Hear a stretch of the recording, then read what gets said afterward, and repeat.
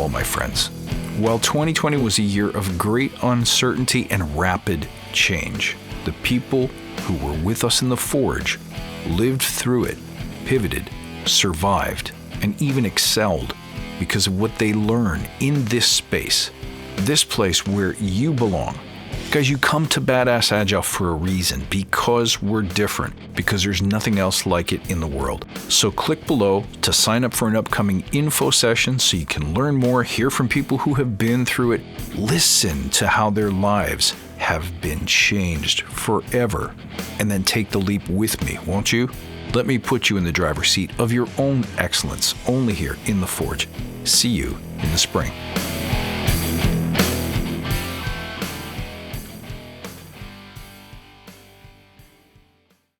A lot of the discussion that I hear in Agile forums and places where people gather are around quick fixes. What would you say to? How would you do blank? What's the fastest way to ... Well, let me tell you something. There are no quick fixes. That's this week on the Badass Agile podcast.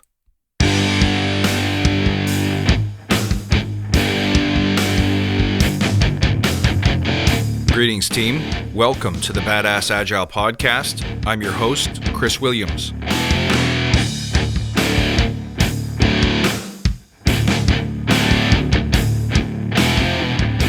Hello, my friends. Welcome from wherever you happen to be listening. Thank you. I'm so grateful for you dropping in and checking me out. This week, I want to talk about quick fixes.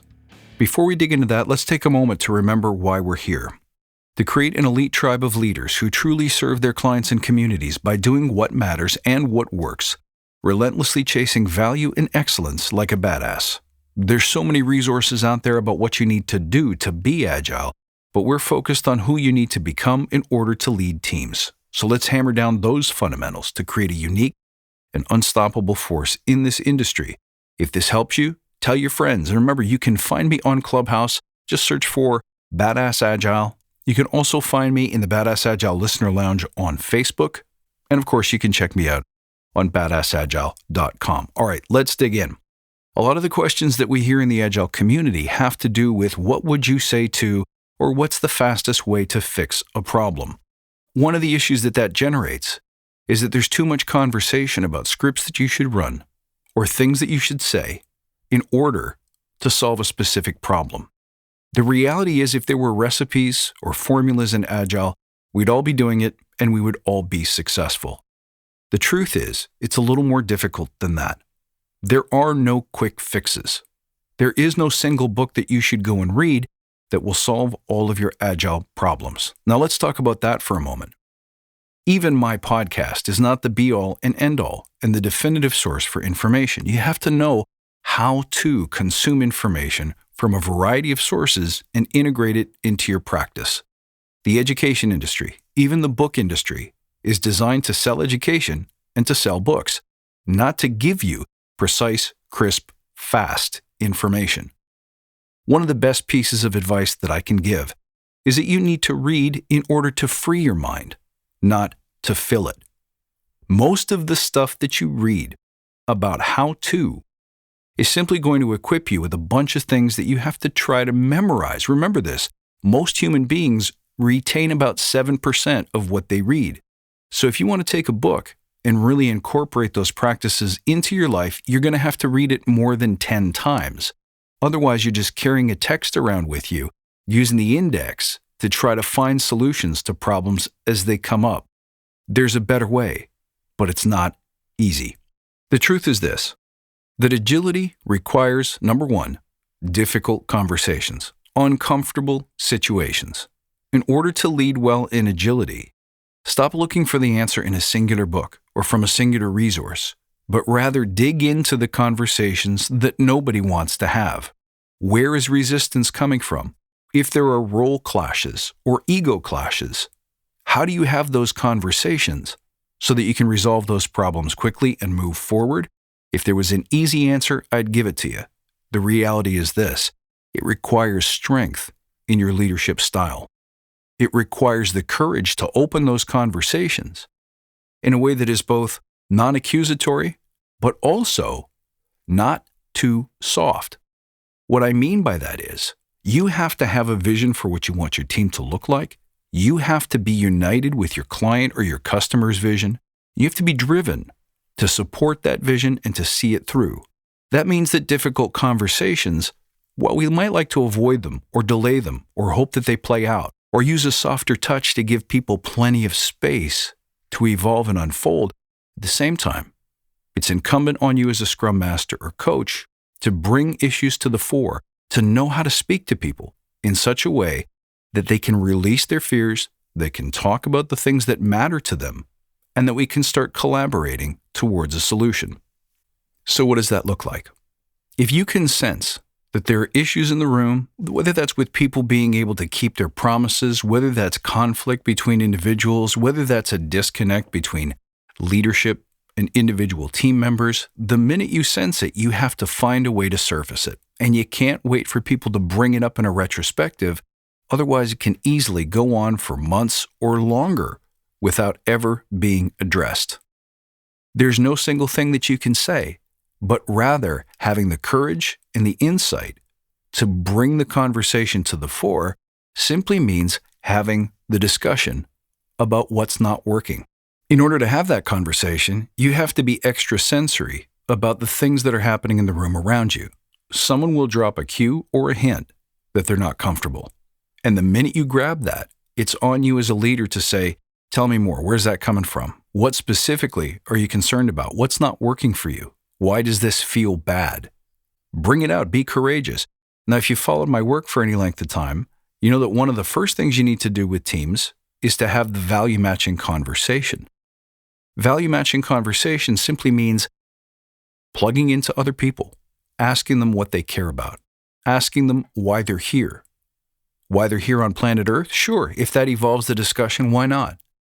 But why they work for this company, why they want to be on this project. What do they see as the outcome? Who do they serve? Who's the client?